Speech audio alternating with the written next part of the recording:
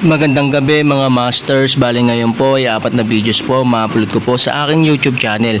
Tama nga mga masters, 4 na videos nga po ang ma-upload ko po. Yon, what's up mga masters? Nandito na naman tayo sa panibagong araw, panibagong kabanata na naman ang pagsasama-samahan natin ngayon guys.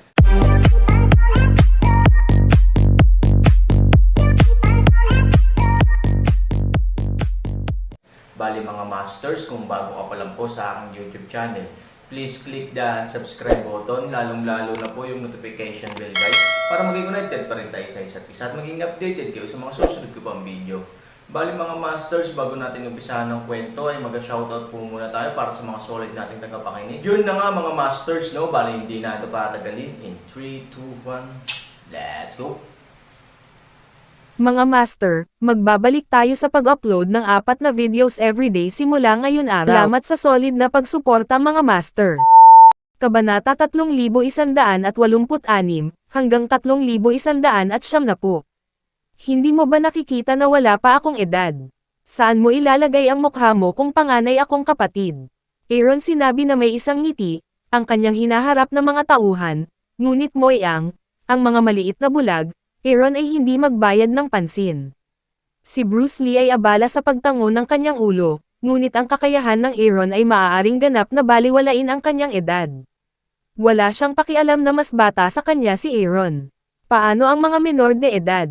Kahit matatanda, natatakot ako na hindi nila matiis. Hindi bale, kung makalaban ka ng ganito, makakagawa ka ng pangalan sa Yuncheng. Sabi ni Bruce Lee, bukod sa iba pang bagay, napakaganda pa rin ng paningin ni Bruce Lee. Ang Aaron, na dating kilala ng lahat sa Cloud City, ay nagpapatakot sa buong Cloud City mula sa basura sa mga mata ng lahat. Ngunit ngayon Aaron, ay hindi hinabol ang mga ito, umaasa siyang gumastos ng higit pa sa Ivory. Siyempre, alam din ng Aaron na imposibleng ganap na putulin ang koneksyon sa aspetong ito. Ang mga tao sa kalsada ay magiging kapaki-pakinabang para sa kanya sa kalaunan. Sa oras na ito, sa wakas ay natapos na ang paaralan, at ang mga estudyante ay sunod-sunod na lumabas sa gate ng paaralan. Ang Aaron ay nakatuon sa pagtingin sa bawat mag-aaral na umalis sa paaralan, kahit na hindi naglakas loob na ipikit ang kanyang mga mata, dahil sa takot na magkamali si Ivory. Sa wakas, sa isang batang babae na may 3 school bag sa kanyang katawan, huminto ang mga mata ni Aaron. Si Ivory ay hindi kasing ganda noong siya ay nasa hustong gulang, at mula ngayon, wala na siyang potensyal na maging unang kagandahan sa Yuncheng. Ngunit alam ni Aaron na ito ang kanyang magiging asawa.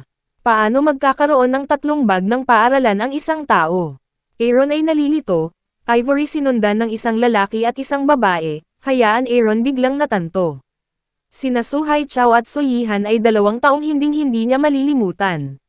Sa mga taong iyon, pagkatapos niyang pumasok sa pamilyang Su, sinubukan ni Su Haichao ang lahat ng paraan upang suruan ang kanyang reputasyon sa Yuncheng. Ang dahilan kung bakit ang Aaron ay may pangalan ng manugang ng basura ay dahil nilikha ito ni Su Haichao. At si Su Yihan, ay laganap upang maghanap ng gulo para kay Ivory, ito ay isang babaeng ganap na hinahayaan ang Aaron na walang anumang pabor. Hindi inaasahan na ang 2 taong ito, kahit na simula pagkabata ay nagsimulang mang-api kay Ivory, hinayaan nitong biglang magalit si Aaron kay Teng. Tumingin si Han Sanchen kay Bruce Lee at sa iba pa. Originally, hindi niya planong kunin sila bilang kanyang mga nakababatang kapatid. Ngunit sa oras na ito, ang ganitong uri ng bulag na tao ay ang pinakakapaki-pakinabang. Ito talaga ang pinaka-epektibong paraan para takutin si Su Haichao. Ayaw mo ba akong maging maliit na kapatid? Tulungan mo akong gumawa ng isang bagay. Ihahatid kita kumain at uminom. Sabi ni Aaron kay Bruce Lee. Tumanggaw si Bruce Lee at sinabing, Kuya, tutulungan kita sa kahit ano. Nakikita mo ba ang lalaking iyon? Tulungan mo akong turuan siya ng leksyon at bigyan ng babala na huwag nang mangbuli ng babaeng may 3 bag, malamig na sabi ni Aaron. Ang mga bullying pupils ang pinakamagandang trabaho ni Bruce Lee, kaya tumanggaw siya at sumang-ayon ng walang pag-aalinlangan. Pagkatapos, dinala ni Bruce Lee ang kanyang mga kaibigan kay Su Haichao at pinahinto sila. Nagtago si Su Yihan sa likod ni Su Haichao sa unang pagkakataon. Natural na takot siya sa mga may tato. Gayunpaman, si Su Haichao, na nakatayo sa harap ni Ivory, ay hindi mas mahusay. Lalo siyang natatakot, at alam din niyang masamang tao si Bruce Lee sa lugar na ito. Dragon, Kuya Dragon, anong gusto mong gawin? Takot na tanong ni Su Haichao kay Bruce Lee.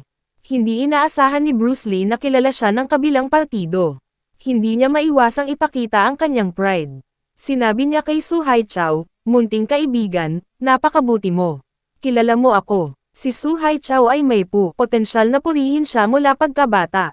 Ito rin ang dahilan kung bakit pinahahalagahan ng matandang babae ng pamilya Su si Su Haichao kapag siya ay lumaki. Sa kabuuan, si Su Haichao ang maaaring manalo sa pabor ng matandang babae. Kuya Long, sinong hindi nakakakilala sa'yo sa lugar na to? The best ka, sabi ni Su Haichao. Dahil dito, napaka-komportable ni Bruce Lee, ngunit hindi siya masisiraan ng ulo at makalimutan ang kanyang ginagawa. Pinuntahan niya si Su Haichao at sinuntok ito sa dibdib. Su Haichao dun oras sa lupa, matinding sakit halos hayaan siyang magkaroon ng isang uri ng paghinga pakiramdam. Nanlambot ang mga binti ni Su Yihan sa takot at napaupo sa lupa habang tumutulo ang mga luha. Si Ivory ay isang bata din, sa harap ng sitwasyong ito, siya ay natatakot din. Ngunit sa oras na ito, pumunta si Aaron sa tabi ni Ivory at sinabi sa kanya, huwag kang matakot, hindi ka sasaktan ng mga taong ito. Ibinaling ni Ivory ang kanyang ulo at may pagdududa na tumingin kay Aaron. Siya ay hindi ilang taon na mas matanda sa kanyang sarili, ngunit tila pamilyar siya sa mga bulag na ito. At may kakaibang pakiramdam si Ivory, pagkatapos niyang magpakita, hindi siya natakot. Sino ka? Naghihinalang tanong ni Ivory. Nakangiting lumapit si Han Sanchen, hinubad ang mga schoolbag ni na Su Haichao at Su Yihan, pagkatapos ay itinapon ito sa lupa at sinabing, mula ngayon, hindi mo na kailangang i-endorso ang mga ito. Si Ivory ay binubuli ni na Su Haichao at Su Yihan noong siya ay napakabata. Pagkatapos ng lahat, lumipat na sila sa villa ng pamilya Su. Si Su Goyao ay halos ang pinakawalang kakayahan na tao sa pamilya Su sa kasalukuyan, at siya ang hindi gaanong pinahahalagahan ng matandang babae.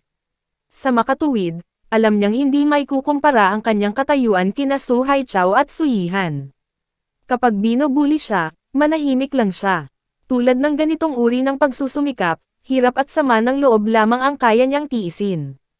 Sinubukan din ni Ivory na lumaban, ngunit ang wakas ay mas masahol pa, kaya mula noon, si Ivory ay kailangang maging masunurin, at kailangan niyang gawin ang anumang ipagawa sa kanya ni Su Haichao. Matapos marinig ang mga salita ni Aaron, si Ivory ay umiling-iling, dahil alam niya kung ano ang kahihinatnan ng paglaban kay Su Haichao, at ang estranghero na ito ay hindi makakasama sa kanya anumang oras at kahit saan, bakit ka umiling? Tanong ni Aaron. Si Ivory ay hindi nang ahas na magsalita, dahil sa takot na may mga salitang marinig ni Su Haichao, na magpapagalit sa kanya, huwag kang matakot. Sa akin, hinding-hindi siya maglalakas loob na saktan ka. Nakatitig si Aaron kay Bruce Lee. Naiintindihan ni Bruce Lee at sinuntok si Su Haichao. Si Su Haichao ay sumisigaw sa sakit, at si Su Yihan ay sumigaw sa takot. Ngunit sa harap ng sitwasyong ito, si Ivory ay hindi nakakaramdam ng ginhawa, ngunit nakakaramdam siya ng takot. Dahil iniisip niya na ang kasalukuyang resulta ni Su Haichao ay sanhi ng kanyang sarili. Sa sandaling gumanti si Su Haichao sa kanya, ang hinaharap ay mas hindi maisip, wala ka rito anumang oras, kaya hindi mo ako mapoprotektahan, sabi ni Ivory. Aaron magaan ng ngiti, lilito siya sa Cloud City, para maprotektahan si Ivory, huwag mo siyang hayaang masaktan, paano makakaalis, huwag kang mag-alala, nandyan ako anumang oras maliban kapag natutulog ka, sabi ni Aaron tone firm. Hindi alam ni Ivory ang Aaron, at hindi rin niya alam kung dapat niyang paniwalaan ang Aaron. Ngunit nang sabihin ito ni Aaron, nagkaroon ng kakaibang pakiramdam si Ivory. Naniniwala siya sa Aaron, at lubos na naniniwala sa estranghero sa kanyang harapan. Ang pakiramdam ng seguridad na dinala niya sa kanyang sarili ay hindi pa nagagawa, na hindi kailanman ipinadama sa kanya ng kanyang mga magulang. Bakit ganun? Si Ivory ay may pagdududa sa kanyang isipan. Bakit siya naniwala sa isang estranghero na hindi nakamaskara? Sino ka? Tanong ni Ivory. Pagdating sa bagay na ito, bahagyang tumaas ang bibig ni Aaron. Siya ang magiging asawa ni Ivory. Siyempre, hindi na maaaring pag-usapan ng Aaron ang ganitong uri ng bagay ngayon. Kung hindi, Ituturing lamang siya ni Ivory bilang may masamang intensyon. Ayaw ni Aaron na maging malazwa ang kanyang imahe sa isip ni Ivory. Pagkatapos ng lahat, sa buhay na ito, si Aaron ay kailangang umasa sa kanyang sariling paraan upang maabutin si Ivory sa halip na pilitin na magpakasal. It doesn't matter who I am. Kailangan mo lang malaman na hindi kita sasaktan. Tara na at iuwi na kita. Sabi ni Aaron. Bumalik ang tingin ni Ivory kina Su Haichao at Su Yihan. Ang mukha ni Su Haichao ay puno ng sakit, at ang hitsura ni Su Yihan na isang mahinang tao na may pear blossom at ulan ay magdudulot ng awa sa mga tao. Ngunit ang dalawang taong ito ay masyadong inaapi si Ivory, kaya hindi sila dadamay ni Ivory. Tumango at sinabi kay Aaron, "Tara na." Ang dahilan kung bakit siya pumayag na pauwiin ang Aaron ay dahil gusto ni Ivory na malaman ang higit pa tungkol sa Aaron at gustong malaman kung bakit siya naniniwala sa estranghero. Nang makitang aalis na ang Aaron, mabilis na lumapit si Bruce Lee at nagtanong, "Boss, ano ang gagawin natin?" "Hintayin mo ako dito, at pupunta ako sa iyo," sabi ni Aaron. Si Bruce Lee ay abala sa pagtango. Hindi niya alam kung bakit. Hindi siya nag-aalala na hindi lalabas ang Aaron. Ang Aaron ay maaaring magbigay sa mga tao ng pakiramdam ng pagtitiwala. Habang pauwi, laging nakabaon ang ulo ni Ivory at hindi naglakas loob na makipag-usap kay Aaron. Kahit na gusto niyang magtanong ng ilang mga katanungan upang masagot ang kanyang mga pagdududa, si Aaron ay isang estranghero sa kanya. Napansin ni Han Sanchen ang isang maliit na detalye. Ilang beses na itinaas ni Ivory ang kanyang ulo at pagkatapos ay walang lakas na bumaba. Halata namang may sasabihin siya pero wala siyang lakas ng loob na sabihin iyon. Kung may sasabihin ka, sabihin mo lang. Don't worry about it, sabi ni Aaron kay Ivory.